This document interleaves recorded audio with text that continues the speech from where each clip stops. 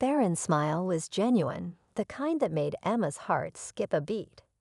It wasn't the polite smile he had been giving to others in the line.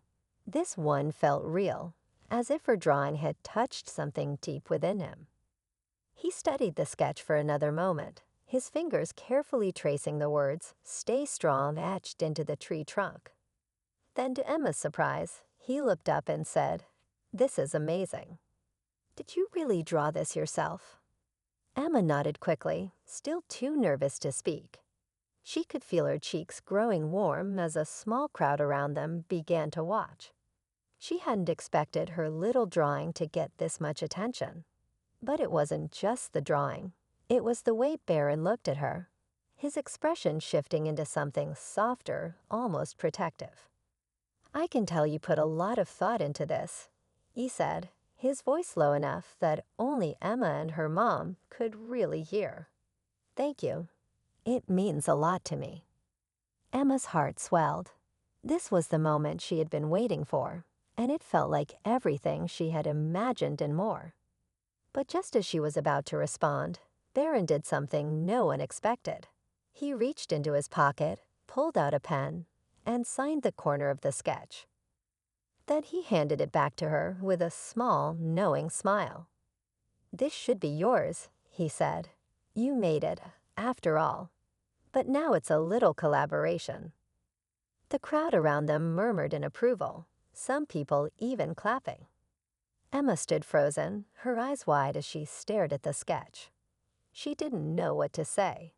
The fact that Barron had taken the time to personalize something for her felt surreal, almost like a dream. Her mom gently nudged her, breaking her out of her daze. "Thank you," Emma finally managed to say, her voice barely above a whisper. She felt her mom's hand on her shoulder, grounding her, as she added, "You really inspire me." Barron tilted his head slightly, his eyes meeting hers in a way that made Emma feel like he truly heard her. "That's kind of you to say," he said. "But I think you're the one who's inspiring. It takes courage to share something like this." The moment was simple, yet profound.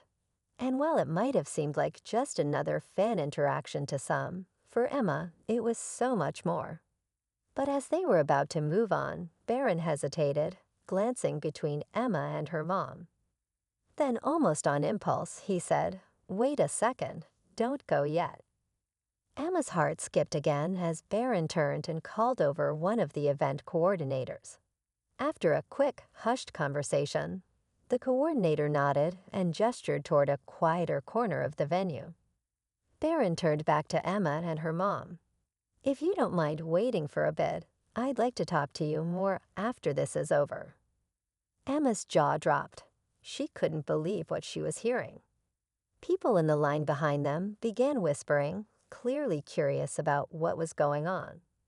Her mom looked at her, as if to silently ask if she was okay with staying, and Emma nodded so enthusiastically she thought her head might fall off. For the next hour, as the line moved along and Barron greeted other fans, Emma and her mom waited in the designated area.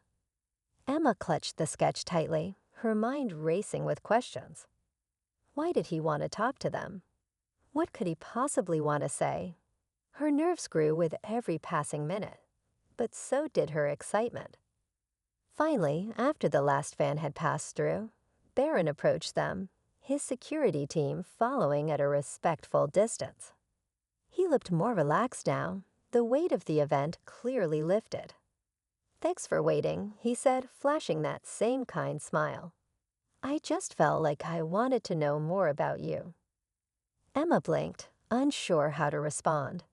She wasn't used to someone like him being interested in her mom stepped in, sensing Emma's hesitation.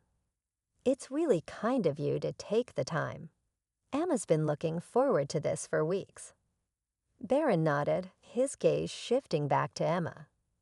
"You seem like someone with a story," he said. "And I think it's a story worth hearing." Emma swallowed hard. She hadn't expected this, but something about the way he said it made her feel safe, like she could share the parts of herself she usually kept hidden. She took a deep breath and began to tell him about her life, about the challenges her family had faced, the hard days when she felt like giving up, and how finding inspiration in people like him had helped her keep going. The line outside the event was buzzing with excitement, filled with chatter, laughter, and the occasional squeal of anticipation.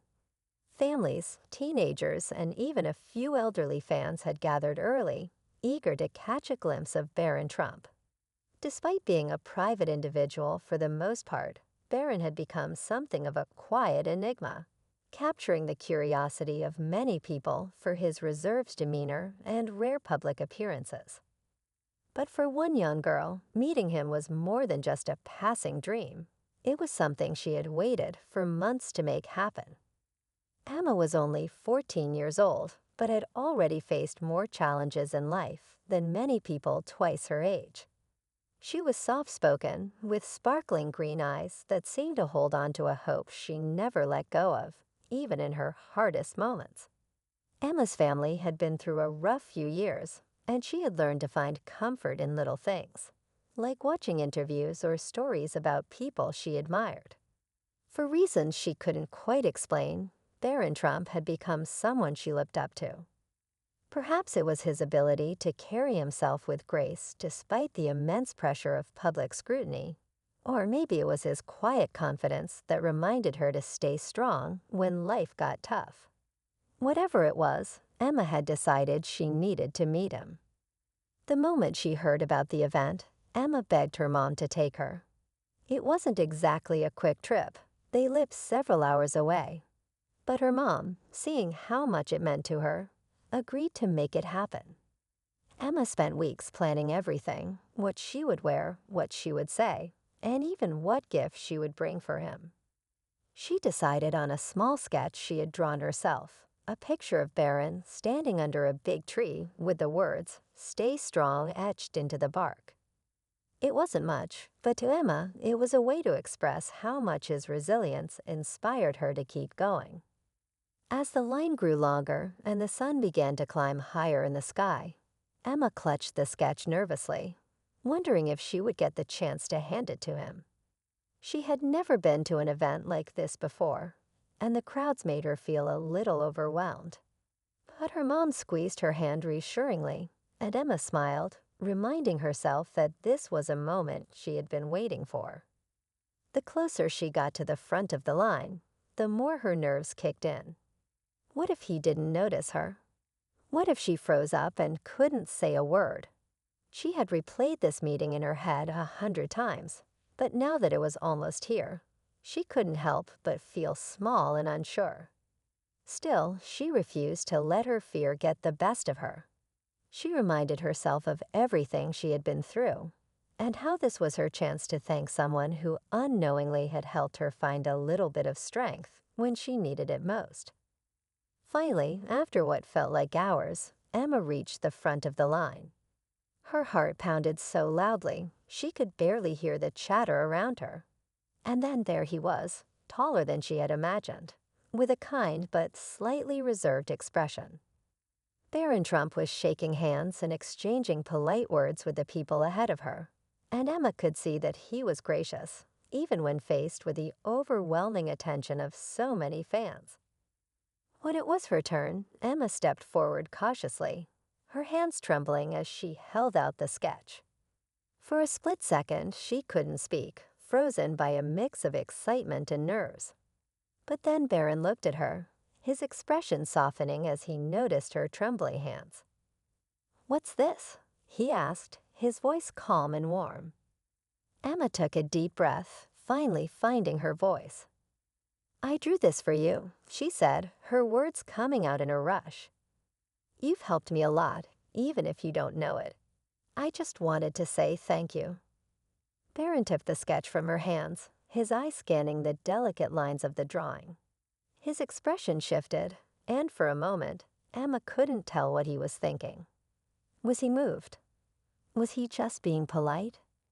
The silence stretched on for what felt like forever, and Emma began to worry that maybe she had said too much or done something wrong. But then something unexpected happened. Barron looked back at her, a genuine smile breaking across his face, and what he did next left Emma, and everyone around her, absolutely stunned. The silence in the classroom was unbearable. Elise stood there, still clutching the chalk in her trembling hand, her eyes scanning the room nervously. Her classmates, who moments earlier had been whispering and snickering, now exchanged stunned glances. Even the usual troublemakers in the back row didn't dare make a sound. Mrs. Grayson's expression shifted slowly, her sharp features tightening into something Elise couldn't quite place. It wasn't anger, more like disbelief, mixed with a tinge of embarrassment. The teacher took a step closer to the board, squinting at the solution as if searching for a mistake. But there wasn't one. Every number, every calculation, every tiny step of the process was flawless. "Sit down," Mrs. Grayson said finally, her voice unusually quiet. Elise nodded and returned to her seat, the knot in her chest loosening just slightly. She could still feel the weight of everyone's stares, but this time there was no laughter, no mockery. For the rest of the class, Mrs. Grayson carried on as if nothing had happened, her tone brisk and authoritative. But she avoided looking at Elise. It was as though acknowledging what had just happened would somehow unravel her carefully maintained control.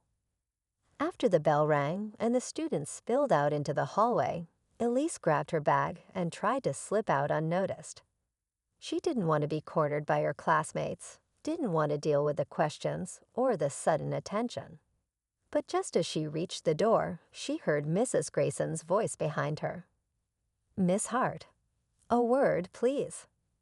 Elise froze. Slowly, she turned around to face her teacher, who was now standing by her desk, arms crossed. "Yes, ma'am?" Elise asked, her voice barely above a whisper. Mrs. Grayson studied her for a moment, her sharp eyes narrowing. "That solution," she said, nodding toward the board. "Did you come up with that on your own?" "Yes," Elise replied, her voice steady. Mrs. Grayson's lips pressed into a thin line. "I see. Well, it seems I've underestimated you. Don't let it go to your head." Elise wasn't sure how to respond, so she simply nodded and left the room, her heart still racing. Over the next few days, word spread quickly. The quiet girl who never spoke in class had left Mrs. Grayson speechless. Some students were impressed, others skeptical, but the whispers followed Elise wherever she went. She didn't like the attention, but there was no escaping it. Mrs. Grayson, meanwhile, couldn't seem to shake the incident. She began assigning more challenging problems in class, often directing them specifically at Elise. At first, it felt like a punishment, a way of testing her, of putting her back in her place. But every time, Elise rose to the challenge, solving the problems with a quiet confidence that made Mrs. Grayson's frustration grow. What Mrs. Grayson didn't know, what no one knew, was that Elise spent her evenings studying advanced math textbooks she had borrowed from the library. Numbers were her escape, her way of making sense of a chaotic world. Her home life wasn't easy. Her father worked long hours at a factory, and her mother was often too sick to leave the house.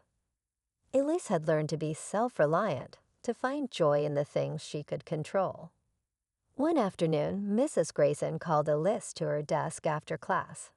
"I want you to join the math team," she said, her tone leaving no room for argument. Elise hesitated. "I'm not sure." "You're more than capable," Mrs. Grayson interrupted. "You'll be a valuable asset. And it's time you started pushing yourself." Elise wanted to protest, but something in Mrs. Grayson's expression stopped her. It wasn't the usual sternness. There was something almost hopeful in her eyes. Reluctantly, Elise agreed. As the weeks passed, Elise found herself spending more time in Mrs. Grayson's classroom after school, preparing for competitions. At first, their interactions were formal and strained. But gradually, something shifted. Mrs. Grayson began to see past Elise's quiet exterior, and Elise started to notice the cracks in Mrs. Grayson's tough facade. It turned out Mrs. Grayson's reputation for being strict wasn't just about maintaining discipline. It was about hiding her own insecurities. She had spent her entire career proving herself in a male-dominated field, and her tough exterior was a shield she had built to survive.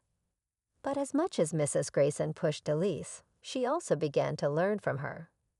Elise's quiet determination, her ability to think outside the box, and her kindness toward her classmates started to challenge the way Mrs. Grayson approached teaching. The morning sun filtered through the tall windows of Middleton High School, casting long streaks of light across the shiny, freshly polished floors. Students shuffled down the hallways in their usual cliques, their laughter and chatter echoing faintly as they moved toward their classrooms. In room 203, however, the atmosphere was already tense. Mrs. Grayson, the school's notoriously strict math teacher, stood at the front of the room, her arms folded tightly across her chest.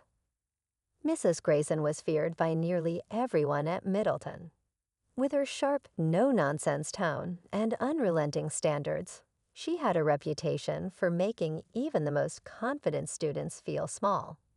Her tall frame and piercing gaze commanded silence the moment she stepped into any room.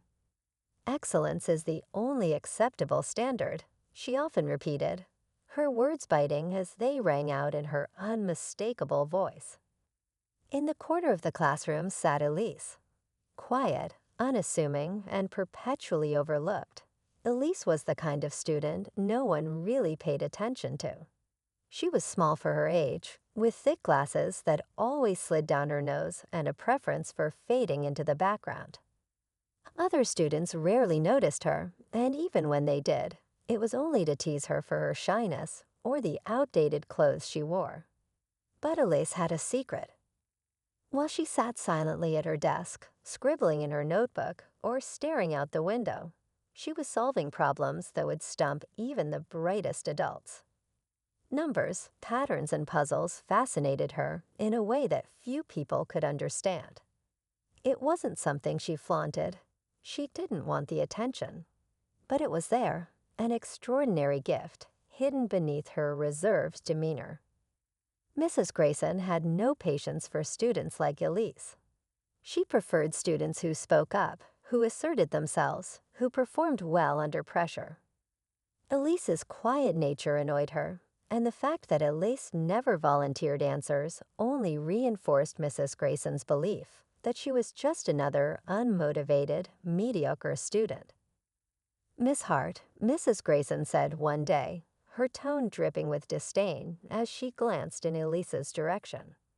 "Since you seem to have so much free time to daydream, why don't you come up here and solve this equation for the class?" The entire room went silent. Elise's heart pounded in her chest as she slowly stood up. She could feel every set of eyes on her, the heat rising in her face. Mrs. Grayson tapped the chalk impatiently against the board, the hint of a smirk on her lips. Elise hesitated as she approached the board, the complicated equation glaring back at her like a challenge she wasn't sure she could accept. Mrs. Grayson's tone softened just slightly, but it was laced with mockery. "Take your time," she said. "We wouldn't want you to get confused." The class chuckled under their breath, and Elise's grip tightened on the chalk. She stared at the equation, her mind racing. And then, in a moment that would later become the turning point of her life, Elise made a choice. Instead of retreating into herself like she always had, she decided to prove everyone wrong. Mrs. Grayson, the class, and anyone else who had ever underestimated her. Her hand moved quickly across the board, the numbers and variables forming patterns that only she could see. Mrs. Grayson's smirk began to fade as she realized Elise wasn't just scribbling random guesses. The room grew quieter, the air thick with anticipation. When Elise finally stepped back, the answer was there, clean and precise. The room was silent. Mrs. Grayson stared at the board, her mouth slightly open, as if she wanted to say something but couldn't find the words. The quiet girl she had written off as lazy or unremarkable had just solved an equation that would have given even the advanced students pause. Elise turned around, her eyes locking with Mrs. Grayson's. For the first time, she didn't look away. And in that moment, Mrs. Grayson realized she had made a terrible mistake. But this was only the beginning. What came next would challenge everything Mrs. Grayson thought she knew, not just about Elise, but about herself.